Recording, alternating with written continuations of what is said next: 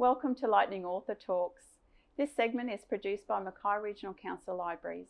My name is Robin and I'll be your host for this series of talks where we introduce you to some of Mackay's local authors. You'll get to meet the author behind the book and learn what inspires them to keep writing. Before we begin, I would like to acknowledge on the land on which we meet today, of elders past, present and emerging. Joining us today is Dion Mayne. Dion works in Mackay. He's lived in Mackay Pioneer Valley for all of his life. Dion is an active sportsman who has a passion for rugby league. He's a great storyteller and has shared many a tale with his friends and family. His desire to create an adventurous, larger-than-life characters has seen him write several short stories. His biggest project so far has been Boomerang Gold, which he has written with Paul Richardson.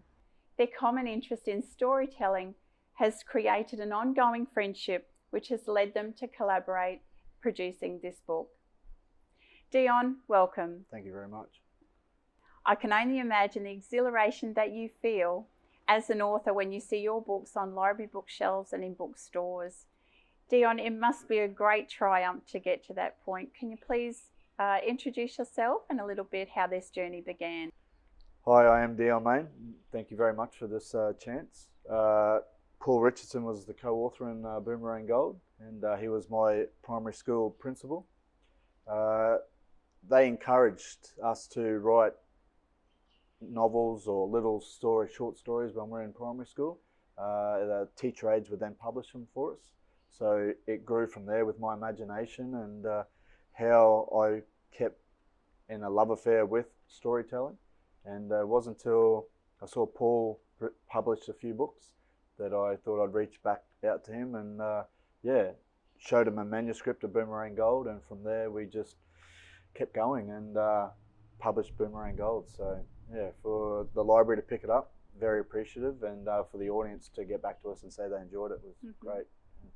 Now I understand that Paul has written a few books, in total 5, is that correct? Yes, I believe, yes. Yep. And this is your first published book? Yes. How did you find that partnership work? Was it good having Paul as a guide because he's written a few before? Yes. Reading his books, I was able to see how great he was with descriptive detail and dialogue, and that's the areas I would admit that I lack in my storytelling. The way Paul put it was, I can tell a story as if I was at the pub with my mates, but putting it on paper, you need just that little bit more creativity. And so when I sent in my manuscript, he was able to transpire it into a readable book for audience of all adult. It's adult, so yeah, of all adult audiences. Yeah. And it's really intriguing to know that he was your grade 5 teacher as well as your principal. Yes, yep. And you've just kept that friendship over the years? Yes, yep. Youngler Primary, we had 22 students there when we started, and when I was leaving we had 50. So very small, but Paul had the year 5, 6, 7s, and very fortunate to have him. His mind is great. Like you can see why he's such a great teacher. I think Australia and Papua New Guinea and England, I think he's taught at. Yeah. And just his ideas, the imagination, it just expands. So it was great. And then when he would come back with my manuscript, the way he's written it, I'm just like, you had a good, when I'm reading back, it feels like that I'm reading something that he's created. So it's great. Yeah, we had a great partnership there. Yeah, and it's great to have those mentors along the way and encouraging you to get to that point. Can you please briefly just give us a description what Boomerang Gold holds in its pages? Boomerang Gold is very similar to when we grew up with, say, Pocahontas or the Vikings going to England.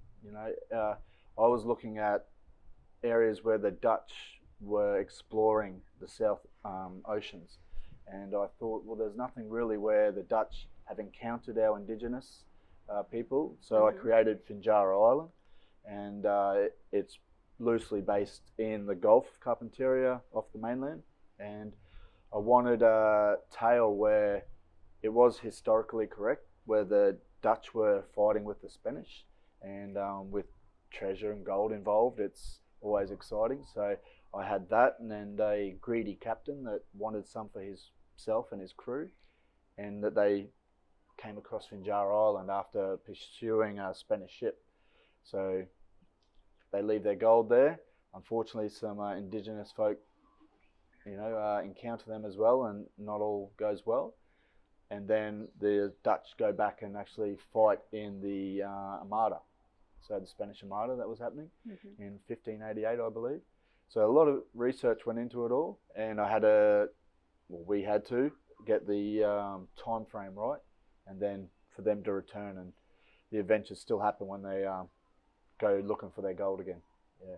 Now, I did read the book, Dion. Oh, thank you. It was a very interesting read. Yes. I must say, I'm not a history buff, but I do appreciate how much research you've actually put into creating such a realistic story out of it. Thank you. Yeah, I know it's a little far-fetched in areas, and that's what gets people's imagination going. But for people to come back and say they enjoyed it and that they believe the time frame was correct, that it's great for us to know that, and to have the tale become more of a possibility of that the event could have happened. That's pretty good. Yeah. So we always enjoy the feedback we get from our audiences. Yeah. Now, where do you draw your inspiration from? Well, as I mentioned before, with Pocahontas, I loved that tale as a kid. I think Mel Gibson voiced one of the characters there. The Vikings always got my interest. And then also when you see on the news that they found Dutch gold up in Northern Territory, something like that. So a lot of that just transpired. I started some shift work, and I had a lot of free time. And obviously when you have free time, your mind starts to wander. And I'd finished my football career here in Mackay, and I just started putting notes together and ideas. And yeah, I just thought, well, surely there's a tale there. And I think movie-wise sometimes, rather than actual reading books. In my mind, it's movies. And I just thought of a tale that hadn't been told. So that's where it all came about. Yeah. Fantastic. Yeah. Now, you mentioned about your shift work. Is there a particular place that you find more inspiration where you write? Yeah. Or do you wait until you finish shift work with all those imaginations coming and then compile the notes at the end of the day? Yeah, it's funny. When I did start Boomerang Gold, I was just a cleaner, if that makes sense. Yeah. A lot of hosing. So when you're standing there hosing sugar into the remelt system, the ideas are flooding through while you're hosing. So I would have a notepad and I'd take my notes down and then get home and put that onto the computer. When I started my shift work, you're in front of the computers and you get sometimes like a 30-minute period where not too much is happening. So I'd actually write paragraphs. And then when I get home, I'd write that down and then give myself an hour where I'm making it more into the story it became. Building around that. Yeah. Okay. Yeah. There's other times where I could be at the beach. I always take a notepad. So, very interesting. Get away from everything. And my big setup is back home on my bed, pillows up, and I sit back and just type. I'm in my own little world. It's interesting where people do draw their inspiration, like where their space is to write or where the ideas come. Now, without giving too much away, can you give us an exclusive on what you might be working on at present? Yeah, so I plan to have Boomerang Gold as a tri-series, and the next one is Masquerade Gold, and it'll be a prequel to that. Okay. With the history research I did with Boomerang Gold, there's a lot that happened in Europe at the time in the 16th century. So the next one's Masquerade Gold, and I'll have a couple of characters that were in Boomerang Gold that didn't feature too much. They're in this one. Okay. And it's got a lot to do with a mass amount of treasure that disappeared in the crusading times, and it's discovered in this Masquerade Gold. So the Allegiance again, they are doing their best to locate it, and the Spanish have it. So yeah, it's once again with research and the Spanish being a very wealthy empire, everyone's trying to bring them down. So I'm very intrigued to read that one when it comes out. Thank you. Yeah, it's a lot tamer than Boomerang Gold. Yes, there's a few attacking scenes in there that was pretty gory, but that's what I thought. If people keep reading, and especially the ending, I think people will go, oh, there you go. So. And I think, Dion, it's important to mention to viewers also we read for many different reasons. You know, it is stretching yourself out of that comfort zone sometimes to learn just a little bit more. As I said, I wasn't really much into history, but I could keep up with the storyline in there, and I could see the research that went into it. I did really enjoy it, although it wasn't something that I would normally read, and aspects in there are things that I probably wouldn't normally encounter, but I really enjoyed the extension of what I was reading, because it was something different from what I'm used to. A lot of the reviews I've had from ladies, and I appreciate that, because there is a lot of violence, domestic violence in there against ladies, and it's difficult to write because of some family history that my mum's encountered, but unfortunately that's a brutality back in the time, and with a bit of research I was reading into that, and it hurt, and I thought, well, if I am to make this realistic, I will add this in there, and it kind of brings the strength of a character and the audience together, and that's when people look at it and say, oh geez, I was liking him at the start, but now, no, I don't like him. That's how I wanted people to get mixed up with the characters and say, oh, hang on, I've changed my mind. He's not such a nice guy anymore. And for people to come back and tell me that they were happy this happened to this character, I was like, oh, good, you understood, So I think well noted too, because the era that you're actually writing in is very different world then from what it is now. And I think that's well said too, that those aspects, it is created realistically for that era. It's a terrible time, and I wasn't going to soft code it to please everyone. I just wanted that real aspect that these people are brutal, and they do anything for their king or country, queen even back then, but I just wanted the audience to say, oh geez, I'll keep reading and see what happens to this person. So Very well. Now, if viewers would like to purchase your books, where could they find your items? Okay, so especially here at Mackay Library. Now, lulu.com is the one that has the book published as well as the ebook, so they can go there for both options.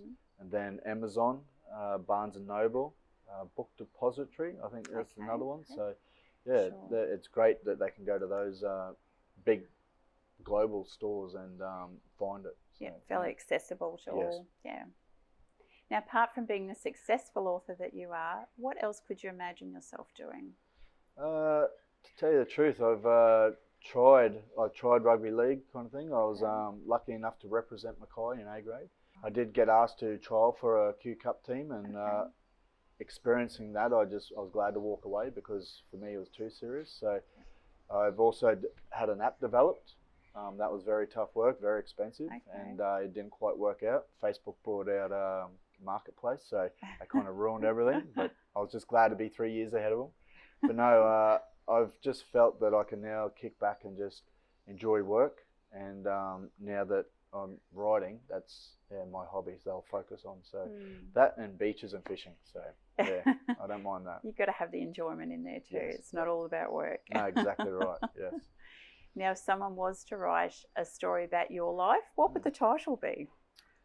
It's probably like, Dion, what's he doing now? You know, something like that. It's just, I love how people do ask me, what are you up to? And I tell them, they're like, oh, like I said this morning, I was phone call to come and get a snake. So there's a lot of stuff in there that I enjoy doing and helping people out, the community out, and I was cleaning people's gutters yesterday because they were pensioners and getting quoted $200 to, and I was just happy to go around and help. So people are always interested in seeing what I'm doing. So it's probably along those lines of what's Dion up to. Okay. I'm sure that was action-packed too, hearing of some of your hobbies there, fishing and beaches. And rugby. Thank you. It's always good fun when I go out, so anything's possible.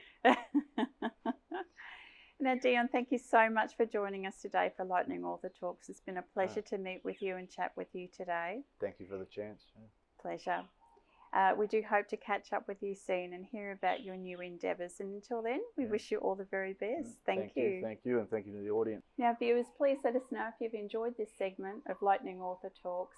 If you have any questions for our authors, please note them down and we'll pass them on. And we'll get back to you as soon as possible. Thank you very much. Happy watching.